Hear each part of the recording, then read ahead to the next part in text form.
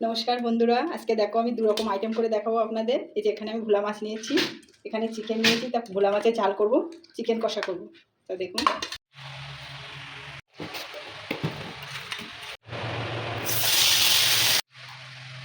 জিরে, পেঁয়াজ কুচি, এই যে বন্ধুরা ভাজা মাছটা দিয়ে দেবো ধুলে।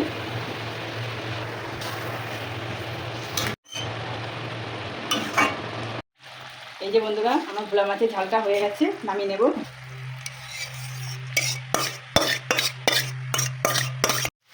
এই যে বন্ধুরা মাংসের জন্য আলুটা ভেজে নিচ্ছি, জিরে দিয়ে দেবো,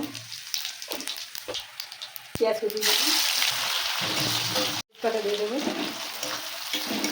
এখানে সব মশলা আমি একসঙ্গে বেটে রেখেছিলাম বন্ধুরা, তা দিয়ে দেবো। লবণ দিয়ে দেবো, হলুদ গুঁড়ো দেবো, ভালো করে মশলাটা কষিয়ে নেব।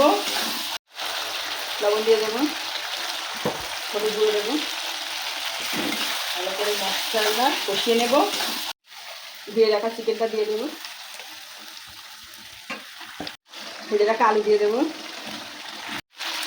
এই যে বন্ধুরা ভালোভাবে মাংসটা কষানো হয়ে গেছে, দেখুন মাংসের গাছ থেকে তেল ছেড়ে দিয়েছে। এবার আমি জল দিয়ে দেবো।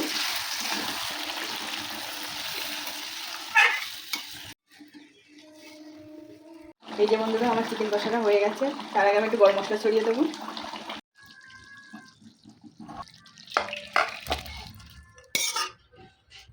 এই যে বন্ধুরা আমার দুটো আইটেম রেডি হয়ে গেছে, তা দেখুন এখানে আমি চিকেন কষা করেছি, এখানে ভোলা মাছের ঝাল করেছি। তা ভাই এসেছে, তাতে করে আপনাদের পুরো ভিডিওটা আপনাদের দেখাতে পারিনি। যদি আমার ভিডিওটি ভালো লাগে, চিকেন কষা আর ভোলা মাছের ঝাল, তাহলে কমেন্ট করে জানাবেন কেমন হয়েছে।